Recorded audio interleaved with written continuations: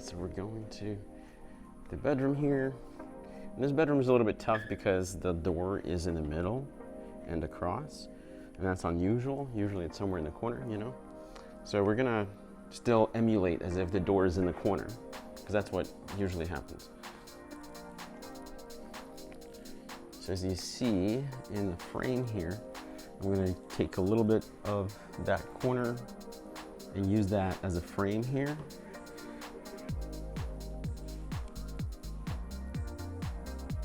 And then I'm gonna use that edge of that curtain there, right here, to frame up my right side, like this.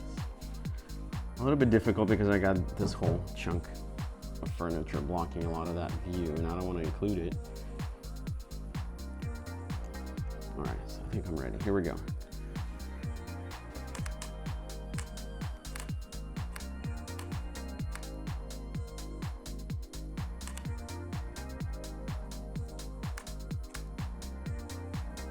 Okay.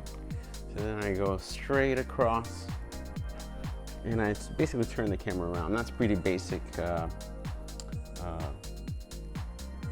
of like systematic concept that I stick to. And whatever the edge that I used for that wall, I'm going to include that also in the edge. So you see it right here. I have my curtain here. I'm going to bring it up to the edge right here, and then I have a big chunk of wall here. I can probably zoom in a little bit more. Here we go.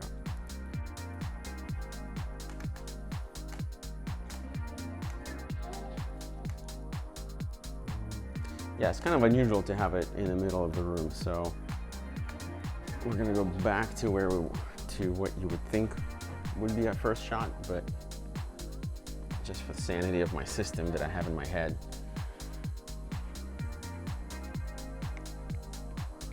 Basically, I'm treating this room as a room with a door over there.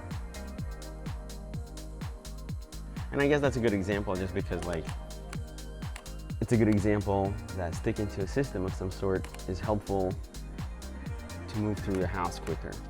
You know, you have a systematic approach, and that should help you.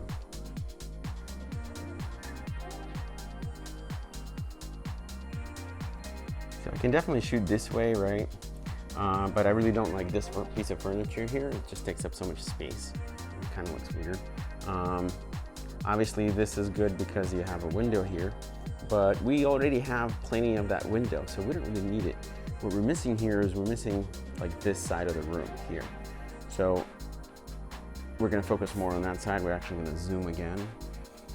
So we don't really need this whole window here, so we're gonna just use this edge, this curtain, as the edge of it. And we're gonna keep that corner there with minimal wall to your left, just to establish boundaries of this room.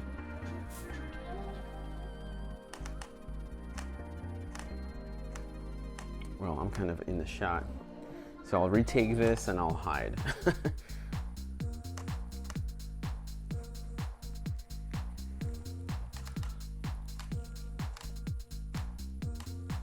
So for my next shot, I can definitely move just a couple of feet, I guess, and shoot dead on this way, but that looks too much like the picture that we're taking now.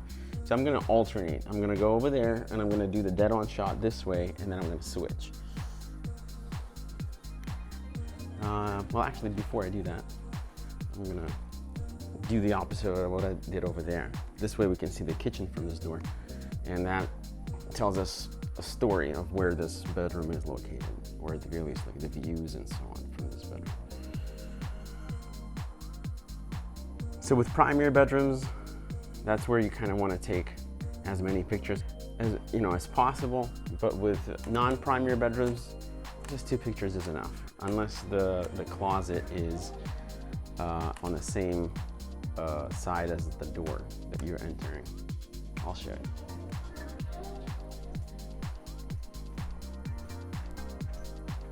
And I'm just gonna take this picture here.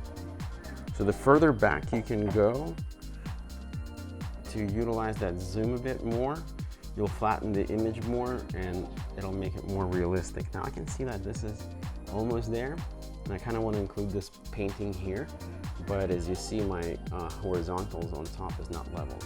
So that just gives me an idea that I'm not either in the center, and you know, in this instance, it's okay to be off-center a bit. So I think that's where we're off-center a bit. But I really just want to include something here, because even if I zoom in a little bit, see how empty it is and it doesn't give me any kind of boundaries. But if I introduce this boundary, this end of the painting here, that just kind of gives us a bit more of a boundary, just like this door does.